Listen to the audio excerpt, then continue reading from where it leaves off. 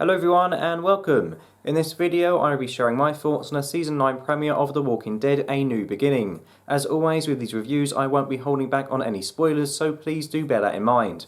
Anyway, without further ado, let's begin. So I watched the Season 9 premiere of The Walking Dead this morning, and you know what, for the first time in a long time I actually found myself excited and looking forward to it. With this season taking place after a time skip and with the new showrunner Angela Kang at the helm, I was hopeful that this show would have a different feel to it this year. And thankfully, A New Beginning feels like, well, a new beginning. The dialogue is better than it has been for ages, characters feel like real people again, and the episode on the whole is pretty fun. Of course, I'm not going to get ahead of myself, as The Walking Dead has had many false dawns in the past, with it slipping back to old habits after a fantastic episode. But you know what, if the rest of the season carries on in the same manner as this opener, then this could just be the kick up the arse that The Walking Dead needs to rise again like a phoenix from the ashes. The episode itself is split into two halves. The first half focuses on the group hunting for supplies in a museum, whilst the second half affords a chance to catch up with all the different groups, with viewers getting some much needed time with the core cast members. I say much needed because during the last couple of seasons I feel the show has struggled to juggle its massive cast effectively,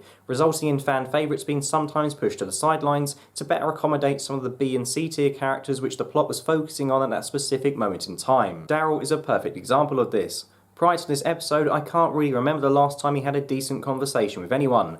However, during this entry, it genuinely seemed like he had more lines of dialogue than he did during the entirety of last season, and because of this, it reminded me of why I used to be so fond of him. The likes of Rick, Daryl, Michonne, Carol and Maggie are characters who fans have followed since the start, and it's nice that the focus seems to be back on them, at least in the opener anyway. Characters like Enid, Gabe and Eugene are still there, but they aren't stealing all the screen time, which made the episode all the much better for it. The opening half of A New Beginning has some great moments which I'll talk about a bit later. However, it was the character interactions during the latter half which stuck out for me the most. When Daryl and Carol sat outside the sanctuary and had a conversation about Carol's romantic relationship with Ezekiel, it actually felt like something that two friends would talk about. Carol was a bit worried that Ezekiel was moving too fast after proposing to her, and Daryl shared his thoughts on the situation as well as telling Carol that he was happy for her. The pair didn't speak in riddles and there were no needlessly over-the-top sentences to be found. Instead, it just seemed like a real conversation. I know this might seem like an odd thing to praise, but if you've watched the last few seasons of The Walking Dead, you'll know that a lot of the spoken dialogue seems like it was written by someone who hasn't the faintest clue of how people actually talk.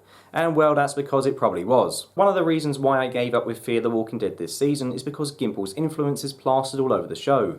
All you need to do is compare how the characters in Fear speak to one another this season to the characters in this episode of The Walking Dead, and the difference is crystal clear. Instead of cringing at the ridiculous nature of character conversations like in seasons previous, I really enjoyed just seeing characters talk to one another, which is kind of important in a TV show where characters talk using words.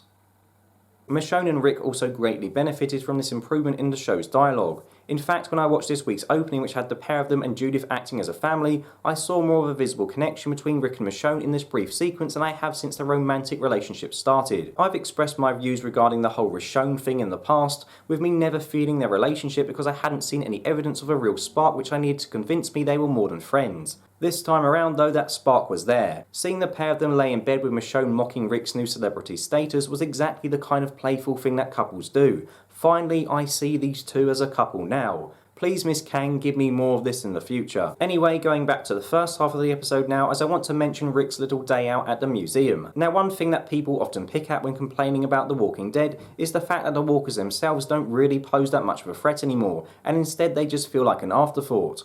And whilst I feel that's kind of inevitable on a show in which its characters have had 8 seasons to perfect their zombie killing skills, I tend to agree with this statement that the walkers aren't really all that scary anymore. And whilst I didn't find myself crapping my pants every time they were on screen during this episode, there were a few jump scares to be found that really freaked me out, and I think that needs to be praised. Yeah, I get that some people regard jump scares as a bit of a cheap tactic, and normally I'm quite good at predicting when a jump scare is going to happen, which is why I don't really care for cliche horror movies. However, I'll admit there were a few occasions during this episode when The Walking Dead made me close to screaming like a little girl. That walker that attacks Deke in a museum, yeah, that was brilliant. It was just so creepy with its empty eye sockets and bugs and spiders crawling out of its skin. It's definitely one of the most memorable walkers on the show, and if I was faced with it, I'd probably reacted in the same way Deke did. And this is coming from someone who isn't fazed by spiders or creepy crawlies one bit. So far, I haven't really discussed the actual narrative of this episode, so that's what I'm going to do now. As previously mentioned at the start of this episode, the group find themselves in a museum hunting for supplies. At first I was thinking to myself, what is there really to find in a museum? But Jadis, who is now going by the name of Anne, manages to direct Rick to a haul of seeds. Rick and Maggie also manage to find some equipment which could be used for farming and making weapons. Like Rick says later on in the installment, he's going back to go forward, using old technology to build his new society, which I think is a pretty clever approach to take. Of course, there wouldn't be much point of focusing on the group in a museum without some kind of danger present to keep things interesting, and the group find themselves having to take the equipment they found over a glass floor which just so happens to have a horde of undead trapped underneath. Yes, it was kind of predictable seeing the floor crack under the weight of all the equipment, with it all then going tits up, but I have to say I didn't expect Ezekiel to be the one who fell through the floor and found himself dangling above the undead like a human pinata. I said earlier that I'm normally quite good at predicting jump scares, and I'm also usually quite good at predicting if a character is going to survive a dangerous situation in The Walking Dead, which sadly a lot of the time eliminates most of the tension. This time around though, I didn't know if Ezekiel was going to make it. I'm sure some of you are sitting watching this thinking to yourself, Josh, of course he was going to make it, it's Ezekiel. But I couldn't confidently say that because what was unfolding on screen isn't something that is based on any source material. I read the Walking Dead comics, and to my mind at no point in them do Rick and co find themselves going to a museum when the story resumes after the All Out War saga.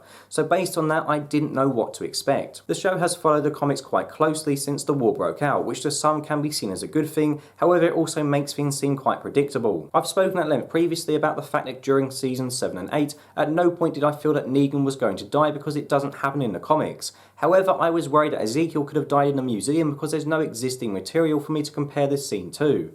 I was on edge during this sequence, and I kind of hope to see more original set pieces which don't appear in the comics take place on the show in the future. What does appear in the comics, however, is the Gregory Ark, which we also saw this week. After a member of the Hilltop dies whilst out with Rick's group, Maggie has to break the news to his distraught parents, who place the blame fully on her shoulders. Gregory, who has just lost an election to Maggie, sees this as his moment to get rid of the lady whose name he still can't remember. He convinces the guy's parents that Maggie's election was corrupt, as well as saying that their son died in vain as the supplies he was gathering were only going straight to the sanctuary anyway. Gregory's final act is to lead Maggie to Glenn's grave where the boy's dad is waiting to assassinate her. Thankfully, Maggie survives this attempt on her life and manages to detain Gregory and eventually hang him, something which is at odds with Rick's decision to spare and imprison his enemies. As a comic book reader, I thought this was well presented, and special credit must be given to Xander, who put in a very impressive last performance as Gregory. One of the aspects of last season's narrative which I disliked was the way in which it tried to pit our favourite characters against one another.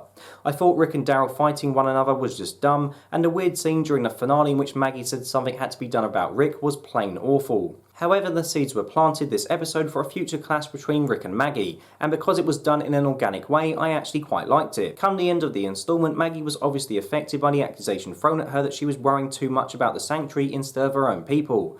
So much so that she disagreed with Rick's proposal to help the sanctuary with their lack of food. In a way, I can see where she's coming from, but I can also empathise with the ideals that Rick holds as well. It becomes clear throughout this episode that Rick is the one trying to hold the fragile alliance of all the communities together. Maggie isn't particularly happy due to the reason that I just mentioned, and Daryl, who seems to be taking on Dwight's comic book story arc with him being the new leader of the Saviours during the time skip, feels that the sanctuary is doomed, and he prefers the smaller group that he and Rick were in during the beginning. In addition, it seems some of the Saviours want Negan back in charge, and we also don't really know how Oceanside or Kingdom feel about the whole thing. It might sound weird to say, but I'm pleased that The Walking Dead didn't go down the happily ever after route once the war had finished, because let's be honest, this never really happens in real life. Sure, you can take down nasty regimes and dictators, but sometimes the chaos that comes after is worse than what was there in the first place. I think I said last season that I had no interest in seeing a civil war break out between The Walking Dead's main characters, but I've got to say the political situation that is unfolding is intriguing me. I'm sure, of course, it will bore some viewers,